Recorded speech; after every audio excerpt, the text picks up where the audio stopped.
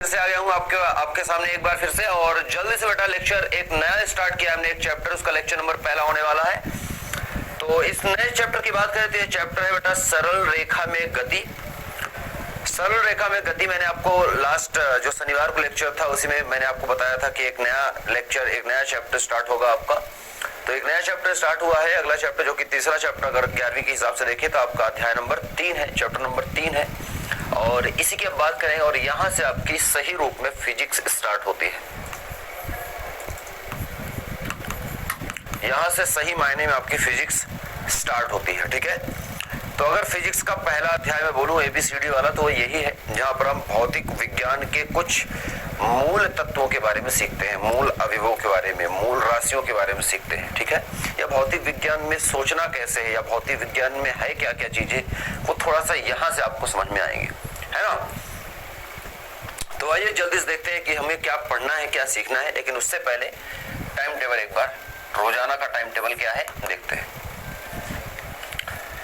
पहली क्लास आपने लगाई होगी, राठी सर ने पढ़ाया आपको जीव विज्ञान। दूसरी क्लास यही है जिस क्लास में आप बैठे हुए हैं, 12 बज चुके हैं, भौतिक विज्ञान स्टार्ट है।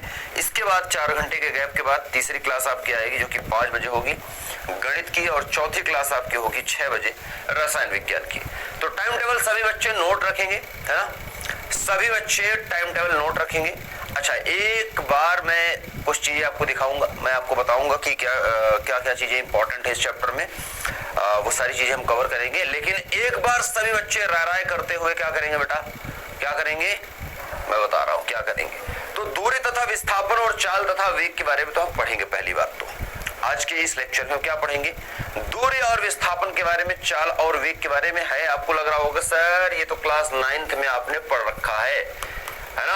आपको लग रहा होगा कि सर ये तो 9th में मैंने पढ़ रखा है, लेकिन बच्चे ऐसी बात नहीं है। 9th के बाद जब हम 11th में पहुंच चुके हैं तो आपने जो पढ़ा था दूरी विस्थापन, तो दूरी विस्थापन तो एक हद तक वैसा ही है, लेकिन चाल और वेग में बहुत सारी ऐसी चीजें हैं जो 9th में नहीं होता, ठीक है। तो चाल और वेग में बहुत सारी चीजें ऐसी है जो कि कक्षा 11वीं में ही सीखेंगे। कुछ ऐसी चीजें हैं, ठीक है, जिनको हमें ध्यान देना है, तो मैं बताऊंगा।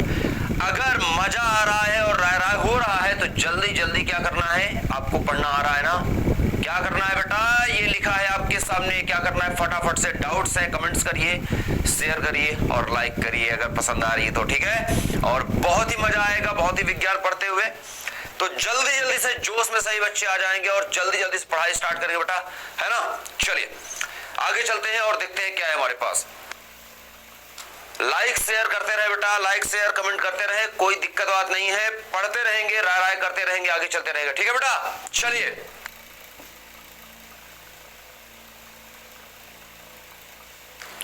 ठीक है बच्चे, चलिए तो रीकैप देखो, रीकैप डांस करना स्टार्ट कर चुका है, मतलब क्लास स्टार्ट हो गई। अब रीकैप जो है डांस करना स्टार्ट कर चुका है, देखो डांस हो रहा है ना, हो रहा है कि नहीं। तो रीकैप मतलब फिर से टोपी पहनते हैं, मतलब फिर से टोपी पहनते हैं, मतलब फिर से क्या करेंगे बेटा, फिर से दोहराते हैं। रीकैप फिर से उसको याद करते हैं, एक बार दोहराते हैं। लाइक नहीं करना है बेटा, आपको फिर कर देना है। अगर लाइक आप बच्चे ऐप वाले जो बच्चे हैं ना, ये यूट्यूब वाले बच्चों के लिए मैंने बताया, और आप अगर ऐप वाले बच्चे हैं ना तो आपको सिर्फ कमेंट कर देना है और अपने दोस्तों को शेयर कर देना है। सिंपल सी बात, जो आप कर सकते हैं वो करिए ना, जो आप कर सकते हैं वो कर सकते हैं तो करिए, ये आपकी मर्जी है। आप अगर खुश हैं लेक्चर से तो आपकी मर्जी है, जो आप करना चाहें करिए, ठीक है। चलिए, और आपको पता है कि क्या करना है आपको, ठीक है। चलिए तो स्टार्ट करता हूं। थोड़ा सा मैं कक्षा 9वीं में क्या पढ़ा था आपने, कक्षा 9वीं से 11वीं तक का सफर दिखाता हूं। तो 9वीं से 11वीं का सफर, 11वीं तक का सफर,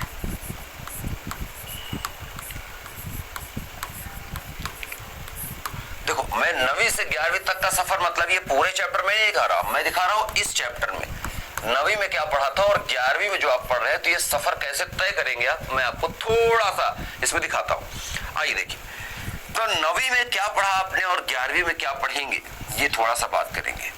9वीं में आपने पढ़ा था बेटा, देखो दूरी पढ़ी और दूरी यहां भी पढ़ेंगे, ठीक है, 9वीं में पढ़ी है, ठीक है। फिर आपने विस्थापन पढ़ा,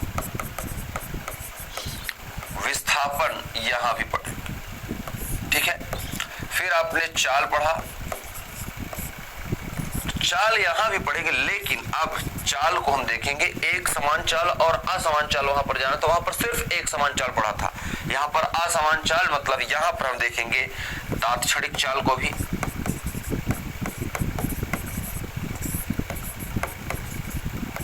और एक आता है तथा औसत चाल को भी।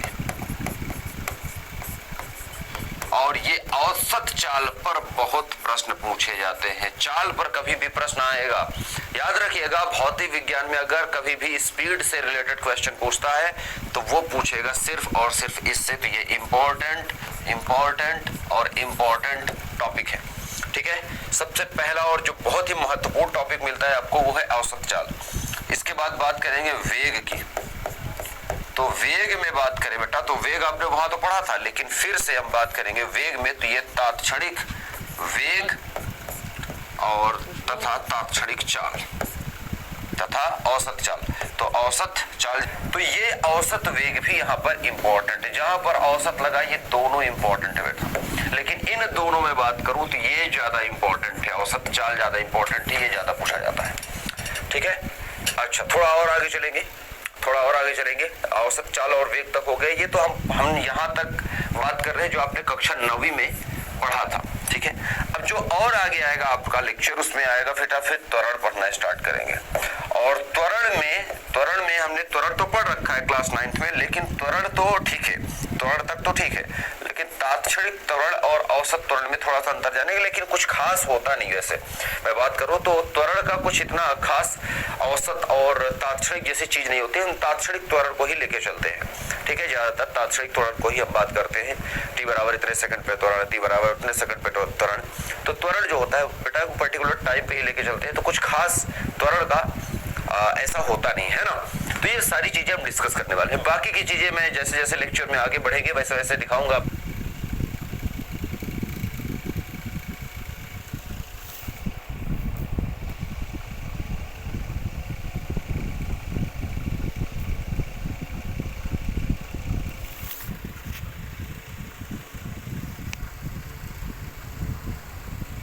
आपको तो फिलहाल दूरी और विस्थापन से स्टार्ट करेंगे। और एक इंपॉर्टेंट चीज है इन दोनों को समझने के लिए, खास करके गति को समझने के लिए, गति को समझने के लिए बेटा निर्देश तंत्र इंपॉर्टेंट है।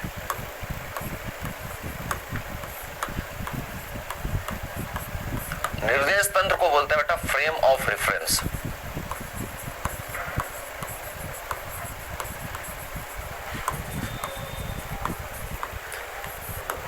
फ्रेम ऑफ रेफरेंस बहुत इंपॉर्टेंट है, ठीक है।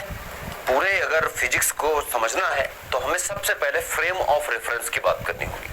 फ्रेम ऑफ रेफरेंस क्या है, या कोई चीज गति में है कि नहीं है, ये हम सबसे पहले समझेंगे। तो आप मुझे सभी बच्चे बताएंगे गति क्या होती है। सबसे पहले सही बच्चे बताएंगे गति क्या है। गति मतलब मोशन क्या होता है। गति मतलब मोशन क्या होता है बेटा, मोशन के बारे में थोड़ा बताएंगे आप सभी बच्चे। क्या होता है गति, सबसे पहले बच्चे बताएंगे गति क्या है, जल्दी से। बेटा मैं देख पा रहा हूं, नहीं बेटा संडे को क्लास नहीं होती ना, सोमवार से शनिवार तक क्लासेस होती है, संडे को छुट्टी होती है जैसे स्कूल में होती है ना वैसे ही। क्या होती है गति सभी बच्चे, समय के साथ अवस्था परिवर्तन। क्या होती है, समय के साथ अवस्था परिवर्तन, बिल्कुल।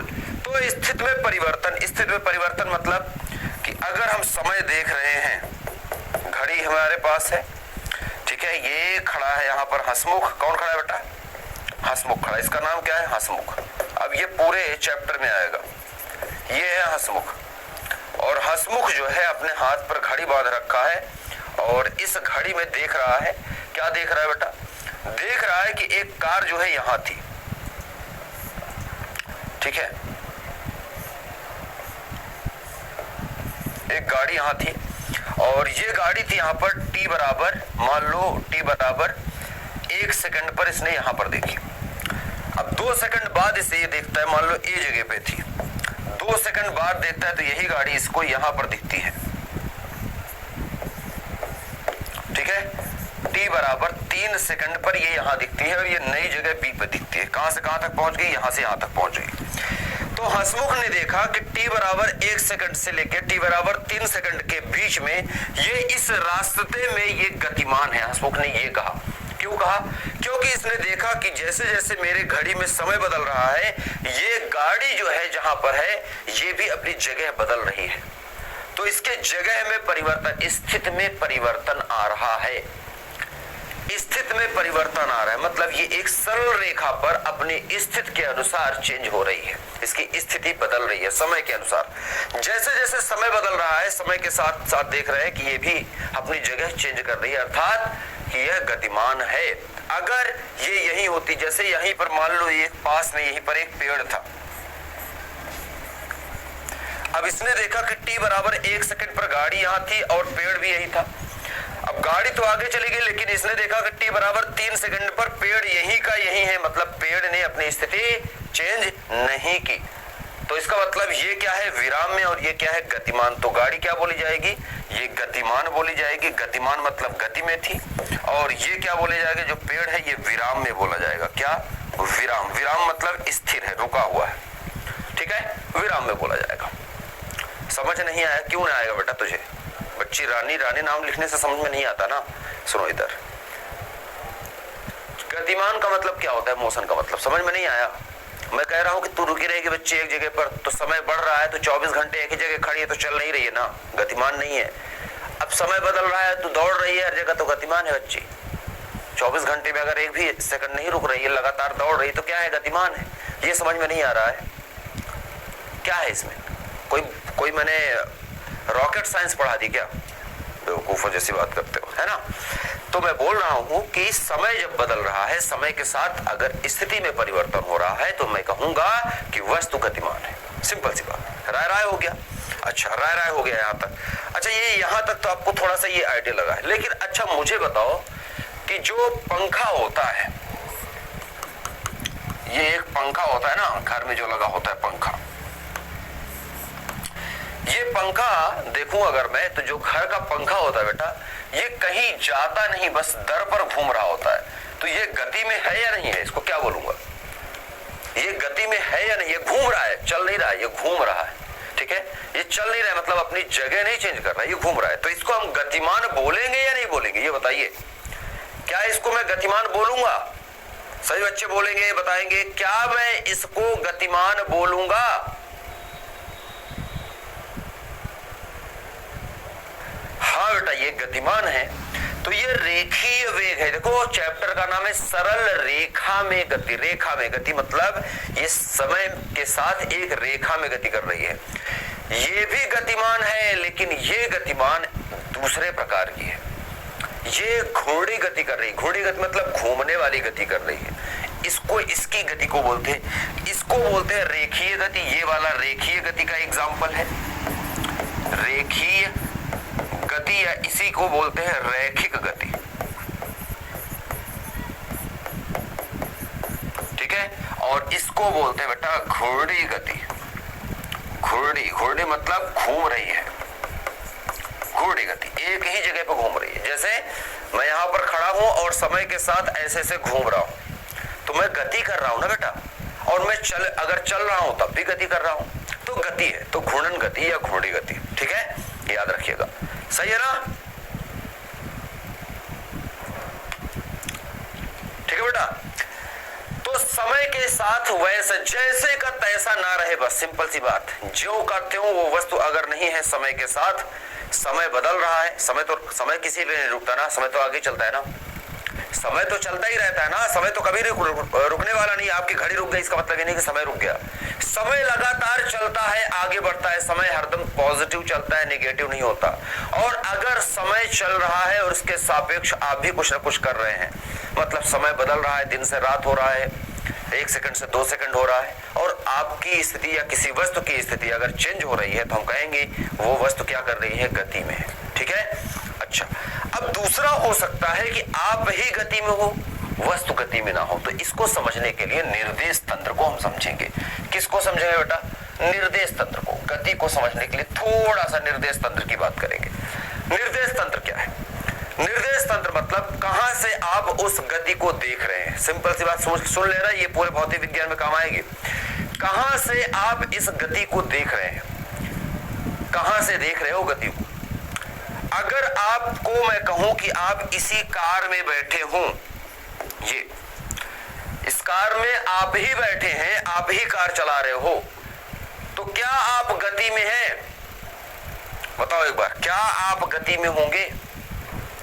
आप गति में किसके साथ हैं? जमीन के सापेक्ष में, जमीन के सापेक्ष बेटा आप समय के अनुसार आगे चल रहे हैं। लेकिन गाड़ी में बैठे हुए, अगर मैं कहूं कि जो आप गाड़ी में हैं और आपके पीछे भी एक आदमी है, इस आदमी से मैं पूछूं कि भाई बताओ ये जो तुम्हारे सामने ड्राइवर बैठा है क्या ये गति में है क्या, तो वो अपने सापेक्ष कहेगा नहीं भैया, मैं तो जब बैठा था ए जगह पर 3 सेकंड पहले जब मैंने देखा था तो ये मेरे पास इतनी ही दूरी बैठा था और 3 सेकंड बाद भी हम दोनों इतनी ही दूरी पे बैठे हैं। इसका मतलब कि हमने एक दूसरे के सापेक्ष गति नहीं की, हमने कहां गति की बेटा? जमीन के सापेक्ष या सतह के सापेक्ष गति की, या जो दूसरा व्यक्ति बाहर खड़ा है उसके सापेक्ष हमने गति की है, लेकिन हमने एक दूसरे के सापेक्ष गति नहीं की।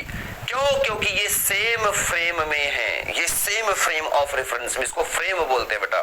फ्रेम क्या होता है? जहां से आप गति को देखते हो, ऑब्जर्व करते हो, जहां पर आप खड़े होकर गति को देख रहे हैं। ट्रेन चल रही है, ट्रेन में आप भी खड़े हैं और आपके सामने आपके पास आसपास बहुत सारे लोग बैठे हैं, सीट पे आप भी बैठे हैं। तो ट्रेन में अगर आप बैठे हैं, ट्रेन की एक सीट पर आप बैठे हैं, ये एक जगह पर आप हैं और एक जगह पे आप है, ये ट्रेन के अंदर है, ये आपका दोस्त और आप खड़े हैं। ये ट्रेन जा रही है 80 किलोमीटर की रफ्तार से।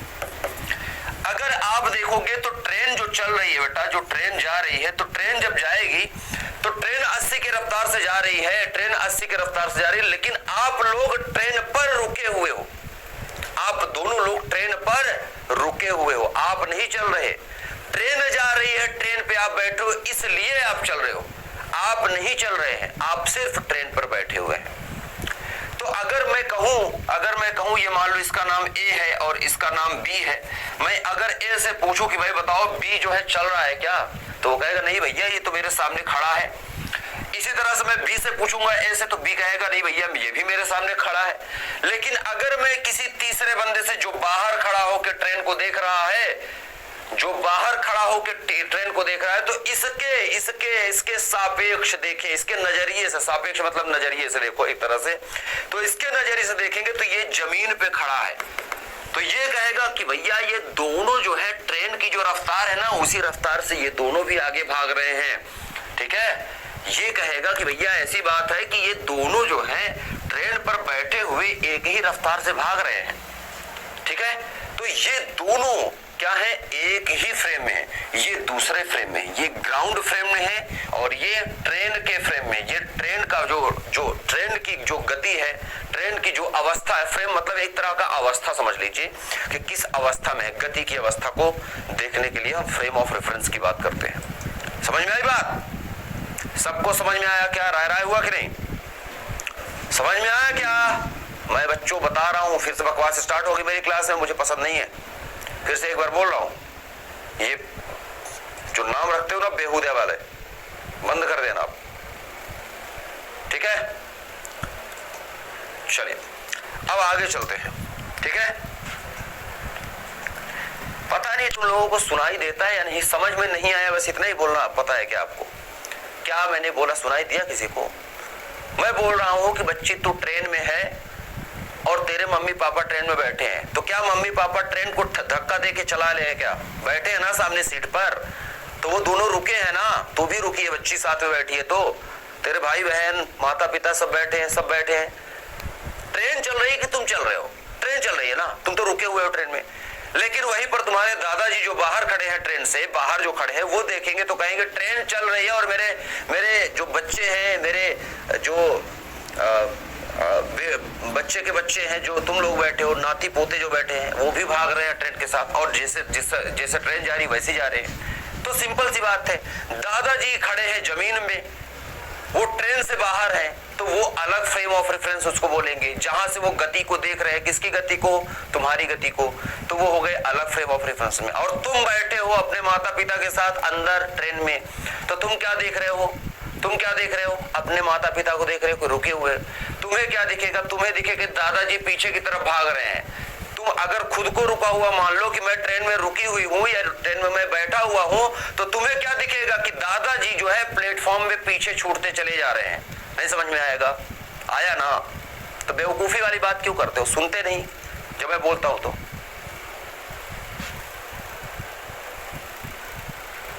ठीक है, तुम्हें दिखेगा कि दादाजी पीछे भागते चले जा रहे हैं, लेकिन दादाजी को क्या दिखेगा कि तुम लोग ट्रेन के साथ आगे भाग रहे हो। तो तुम कहां से देख रहे हो गति और दादाजी कहां से देख रहे हैं गति, वो दोनों अलग अलग जगह है। और इन्हीं अलग अलग जगह को इसी तरह से हम बोलते हैं frame of reference.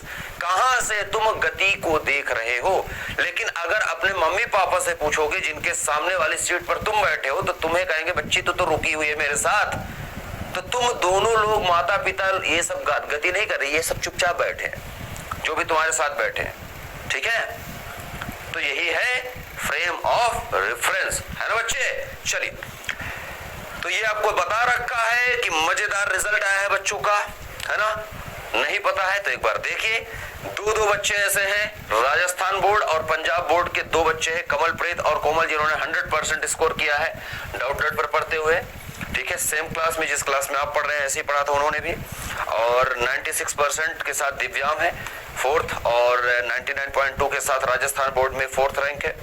6th rank है अमृता का वेस्ट बंगाल बोर्ड में, और 8th रैंक है अस्मिता का वेस्ट बंगाल बोर्ड में।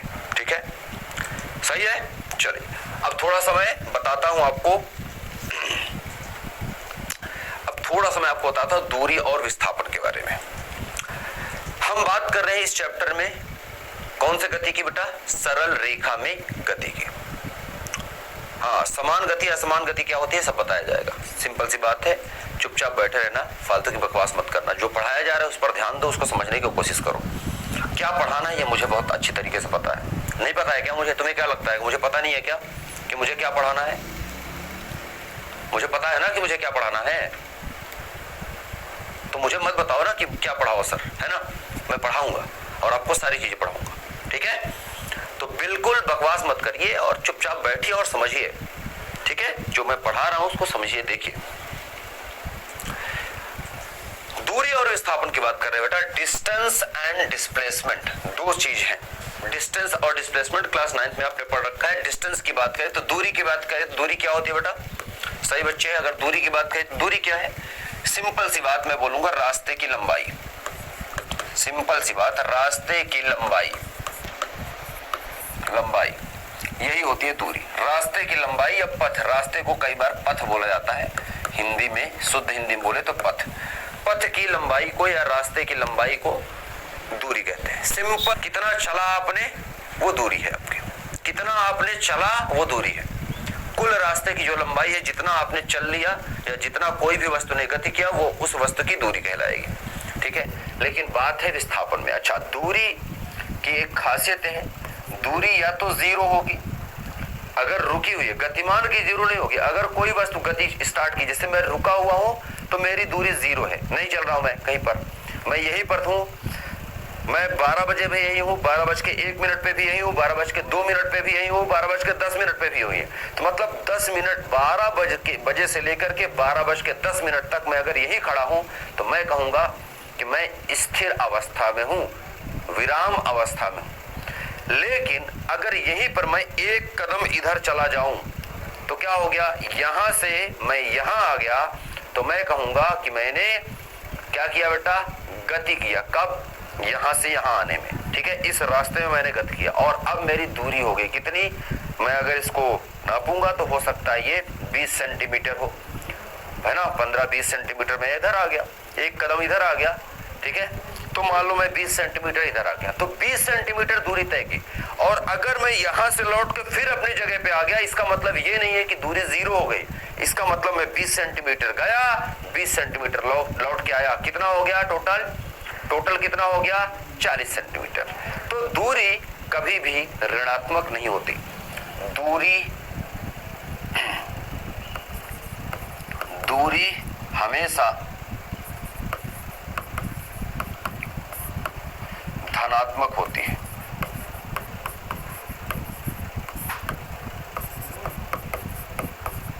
इसका उल्टा समझ लीजिए कि दूरी कभी भी ऋणात्मक नहीं होती है। सिंपल सी बात। अब विस्थापन की बात करते हैं। थोड़ा सा विस्थापन समझेंगे तो दूरी ज्यादा समझ में आएगी। मैं थोड़ा सा दोनों को एक साथ समझाऊंगा। विस्थापन की बात करेंगे।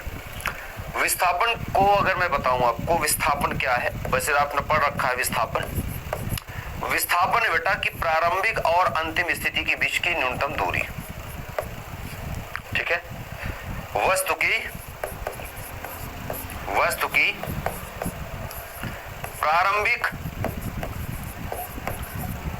तथा अंतिम, ठीक है, वस्तु की प्रारंभिक तथा अंतिम स्थिति के,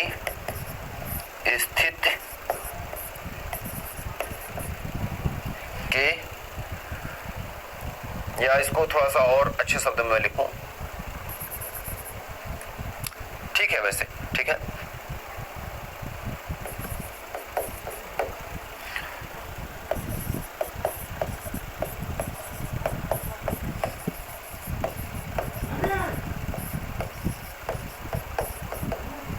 ये होता है विस्थापन।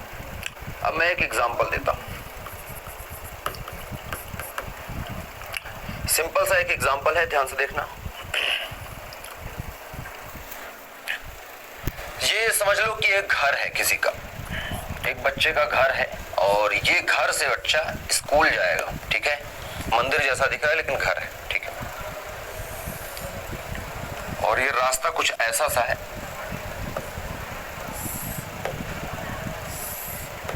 ठीक है, ऐसा सा रास्ता है कुछ, और यहां पे है स्कूल।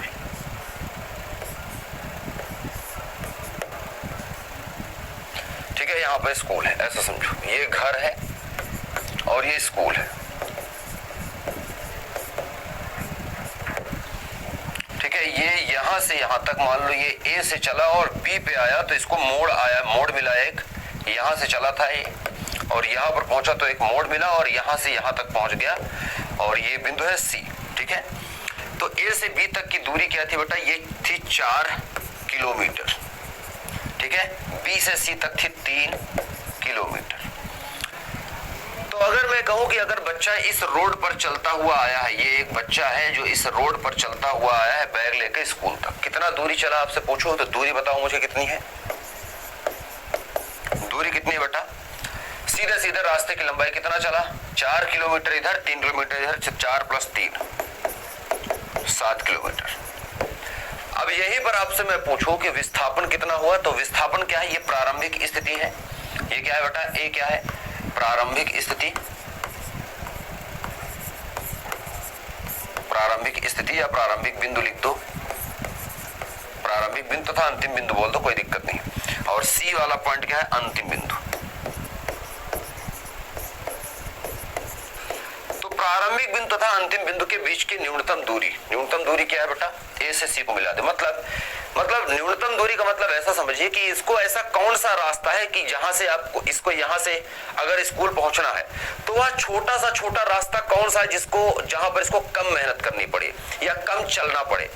तो छोटा सा छोटा रास्ता ढूंढिए कि यहां से ए जो है ए से चल के वो सी पर पहुंच जाए। स्कूल से घर पहुंचने का सबसे छोटा रास्ता कौन सा है?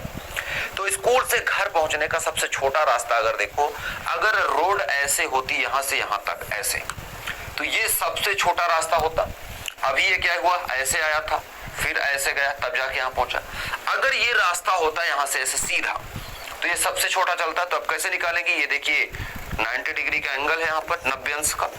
तो पाइथागोरस प्रमेय लगाएंगे, और ये हो गया लंब, ये हो गया कर्ण, ये लंब हो गया, ये हो गया आधार, ये हो गया कर्ण। तो लंब का वर्ग प्लस कर्ण का वर्ग बराबर आधार, लंब का वर्ग प्लस आधार का वर्ग बराबर कर्ण का वर्ग। तो कर्ण कितना आ जाएगा बेटा? ये आ जाएगा 5 किलोमीटर।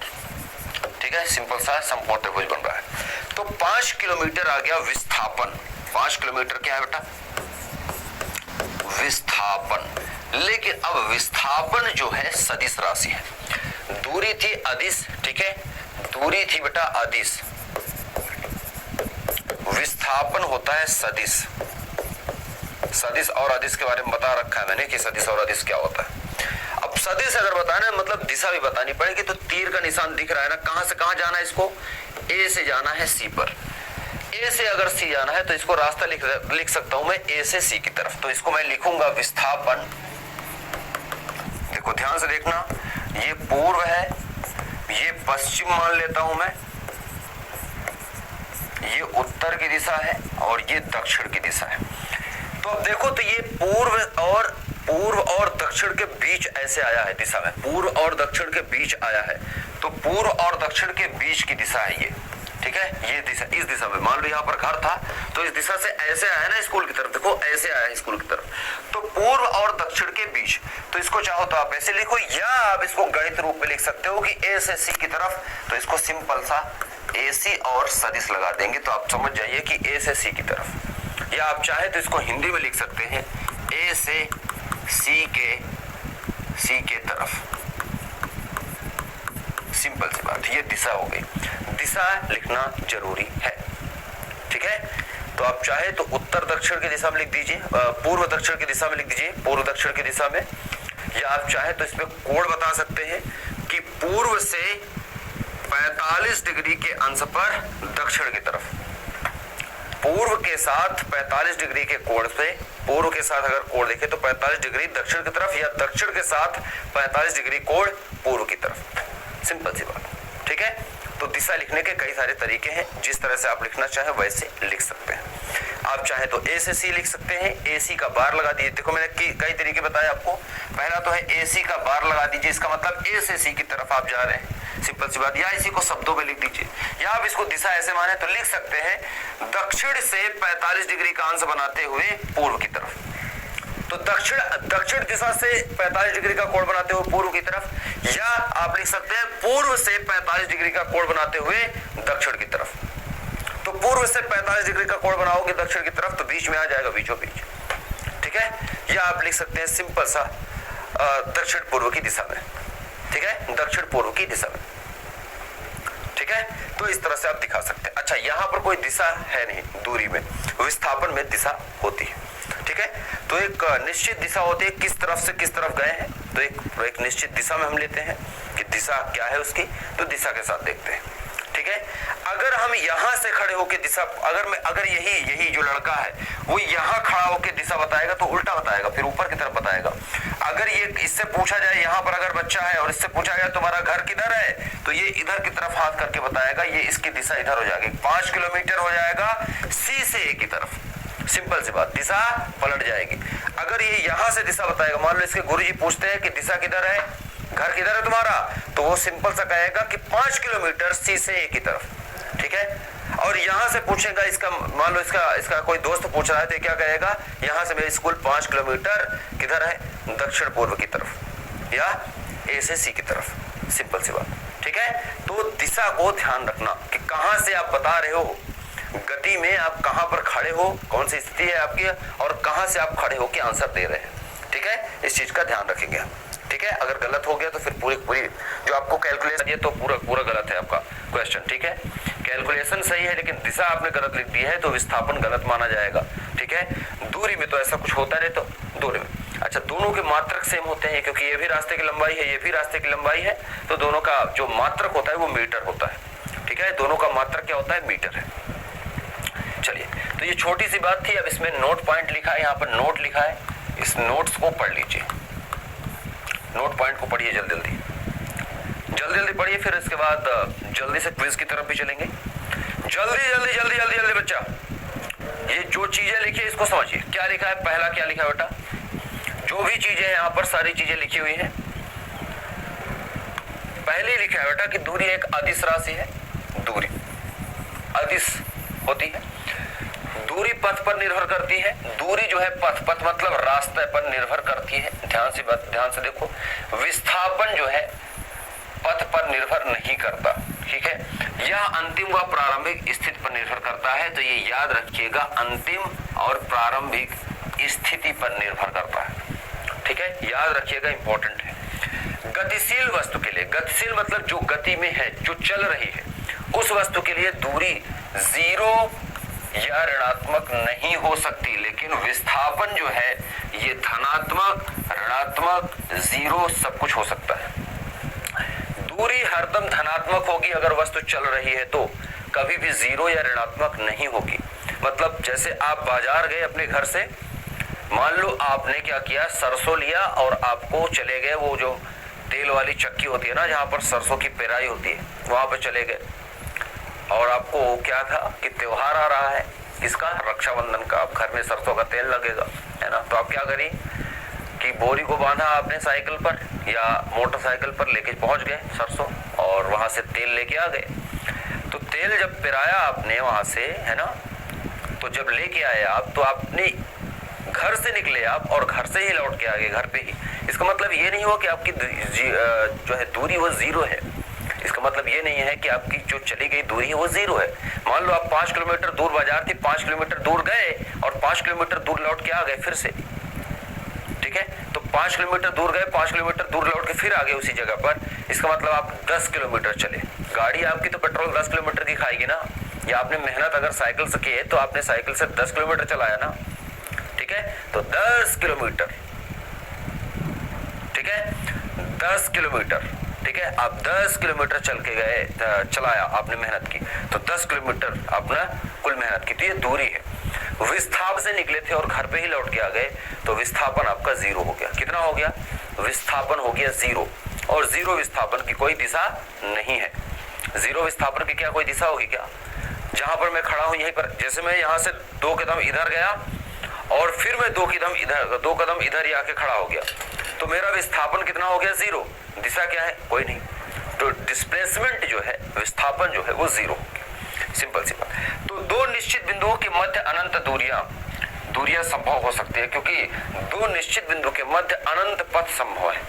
ध्यान से देखो, दो अनंत पथ का मतलब क्या है, ध्यान से समझो। मान लो ये एक ए बिंदु है, ये एक बी बिंदु है। अब ए से बी पर जाने पर कितने रास्ते हो सकते हैं? ए से बी तक जाने, ए से अगर बी पर जाना है मुझे, तो कितने रास्ते हो सकते हैं? अनंत रास्ते हो सकते हैं। कैसे? आप सांप की तरह जाओ चलते हुए, या आप और छोटे छोटे सांप की तरह जाओ, या एक बड़े सांप की तरह जाओ चलते हुए, या आप सीधा जाओ चलते हुए, या आप ऐसे हुए जाओ चलते हुए, या आप ऐसे जाओ, या आप पहले इधर जाओ फिर लौट के आओ, या आप पहले एकदम उल्टा चले जाओ और फिर लौटो यहां से यहां आओ, या फिर आप थोड़ा ही दूर जाओ फिर लौट आओ, या आप नीचे से जाओ, या आप ऐसे जाओ, या आप गोला गोला घूमते हुए जा रहे हो, ये ऐसे जा रहे हो, या आप ऐसे जा रहे हो। अनंत रास्ते, कितने? अनंत रास्ते, ठीक है। तो यहां से यहां जाने के कितने रास्ते हैं? अनंत, ठीक है। कोई भी रास्ता हो सकता है, ठीक है। अच्छा, दो निश्चित बिंदुओं के मध्य अनंत दूरियां संभव है, क्योंकि अनंत रास्ते होते हैं, ठीक है, अनंत रास्ते पथ होते हैं। दो दिए गए बिंदुओं के मध्य विस्थापन केवल एक मान संभव है। वह विस्थापन का सिर्फ एक ही मान संभव है, लेकिन दूरी के अनंत मान संभव है। क्योंकि विस्थापन क्या है कि अगर मैं ए से बी जाना चाहता हूं, तो जो सबसे छोटा रास्ता है वो क्या है? इन दोनों बिंदुओं को मिलाने वाली जो सीधी रेखा है, जो सबसे छोटा रास्ता है, यही विस्थापन होगा। इसके अलावा कोई विस्थापन संभव नहीं है। तो विस्थापन सिर्फ एक ही संभव है, ठीक है। अच्छा, यदि गति दिशा में परिवर्तन के बिना सरल रेखा में है, मतलब एक ही दिशा में चल रही है, मतलब आप पूर्व की तरफ जा रहे हैं और पूर्व की तरफ ही चलते जा रहे हैं, पूर्व की तरफ ही चलते जा रहे हैं, एकदम सीधी रोड पर। अपना आप दिशा भी नहीं बदल रहे हैं, ठीक है, दिशा नहीं बदल रहे हैं। तो यदि गति में है आप और दिशा में परिवर्तन के बिना सरल रेखा में है, तो जो दूरी होगी वो विस्थापन के बराबर होगी। मतलब कि अगर मैं कहूं कि यहां से यहां तक मैं गया, ए से चल के मैं बी तक गया और सीधा गया, ठीक है, सीधा गया, तो मान लो ये ए से बी तक में, मान लो ये था 1 किलोमीटर चल के गया, तो विस्थापन और दूरी दोनों यहाँ पर 1 किलोमीटर होंगे, क्योंकि एकदम सीधा चला है मैंने, ठीक है। तो दूरी और विस्थापन दोनों यहाँ पर सेम है, लेकिन विस्थापन में दिशा बताई जाएगी। दूरी जब बोलेंगे तो आपने कहा कि आप कहोगे कि मैं सिर्फ 1 किलोमीटर चला, लेकिन आप विस्थापन बोलोगे तो आप कहोगे कि मैं 1 किलोमीटर ए से बी की तरफ चला, ये विस्थापन हो गया। आप कहोगे ए से बी की तरफ, या पूर्व की तरफ, या पश्चिम की तरफ, या किसी भी दिशा की तरफ आपने 1 किलोमीटर चला, तो दिशा बतानी पड़ेगी आपको, ठीक है। तो विस्थापन का परिमाण है, मॉड लग गया, ये दोनों तरफ डंडी लग गई विस्थापन का, मतलब विस्थापन का संख्यात्मक मान लिया गया है, दिशा नहीं ली गई है तब। तो दूरी का मान बराबर विस्थापन का मान लिखा है, ठीक है, नहीं तो दूरी हरदम बड़ी ही होगी। सिर्फ यही एक स्थिति है जहां पर दूरी और विस्थापन बराबर होती है, जब वस्तु एक सीधी रेखा में होती है, और नहीं तो कैसा भी रास्ता हो, कैसी भी गति हो, हरदम और हरदम दूरी बड़ी होगी विस्थापन से। बाकी स्थितियों में दूरी हरदम बड़ी होगी, विस्थापन हरदम छोटा होगा या बराबर होगा, ठीक है। तो यहाँ पर साफ साफ लिखा है कि दूरी या तो बड़ी हो सकती है विस्थापन से या बराबर हो सकती है।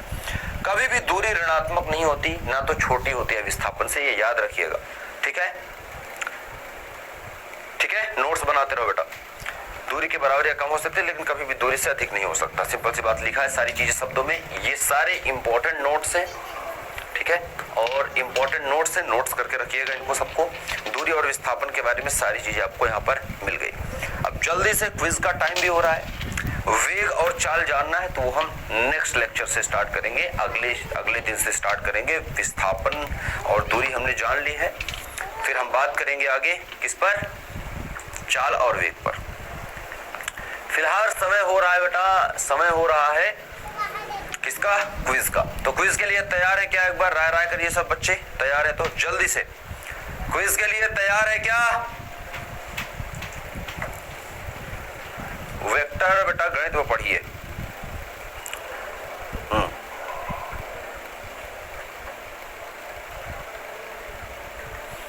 क्विज के लिए तैयार है ना, तो क्विज से पहले एक काम करिए, लाइक शेयर कमेंट करते रहिए। ये भूलना नहीं है, भूलना मत, ये चीज भूलना नहीं बेटा। ये चीज क्या है, भूलना मत।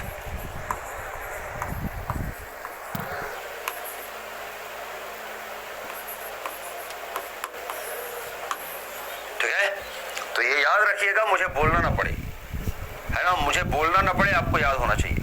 याद है ना सभी बच्चों को। तो चलिए फटाफट से आगे चलते हैं और पहले क्वेश्चन पे आते हैं। पहला क्वेश्चन ये रहा क्विज का, राय राय करते रहो। देखो ये जो लाइक शेयर और कमेंट है ना, इसको अब राय राय बोला करेंगे हम। जब मैं कहूंगा राय राय कर दो तो आपको क्या कर देना है, लाइक शेयर और कमेंट कर देना है, ठीक है। मैं जब कहूंगा राय राय कर दो बच्चे, और जब मैं कहूंगा राय राय हो गया कि नहीं, मतलब समझ में आ गया कि नहीं, ठीक है। और जब मैं कहूंगा राय राय कर दो तो इसका मतलब लाइक शेयर कमेंट कर दो फट से, है ना। हाँ चलिए,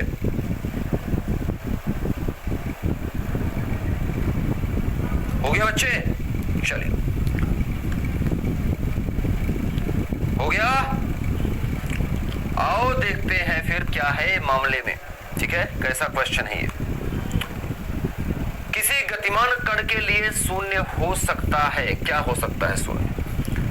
अच्छा, दूरी क्या शून्य हो सकती है क्या, मैंने बताया नहीं हो सकती। विस्थापन हो सकता है, गतिमान लिखा है यहाँ पर, जो गति में है। चाल कभी भी जीरो नहीं होगी, अगर कोई वस्तु चल रही है तो उसकी चाल होगी ही होगी। विस्थापन जीरो हो सकता है, क्योंकि वस्तु अगर घूम के वहीं पे आ गई, जरूरी है कि एकदम गोला में घूमे तभी, कैसे भी रास्ते से घूमे है कैसे भी, और वहीं पे आ जाए तो जीरो विस्थापन। किसी भी रास्ते से घूम के आई है, किसी भी रास्ते से घूम के आ रही है और जीरो हो गया। ए से चली थी और ए पे ही आ गई, ए से चली थी ए पे आ गई, ए से चली थी ए पे आ गई, जीरो। विस्थापन जीरो हो सकता है, ए इज द करेक्ट आंसर।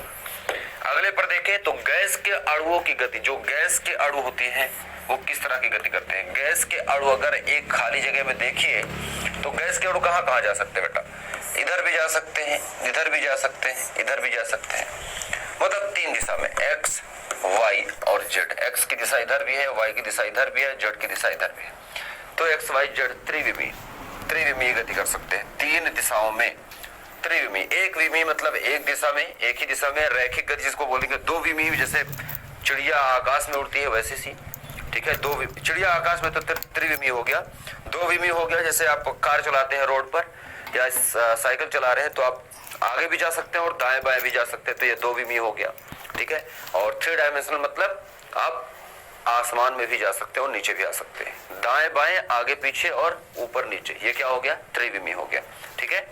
तो त्रिविमीय, तो इसी तरह से मजा आएगा। टाइम टेबल याद रखिए, पढ़ते रहिए, राय राय करते रहिए। दोनों क्लास आपकी डन हो गई हैं, जीव विज्ञान और भौतिक विज्ञान की। अगली जो क्लास है 5 बजे है, गणित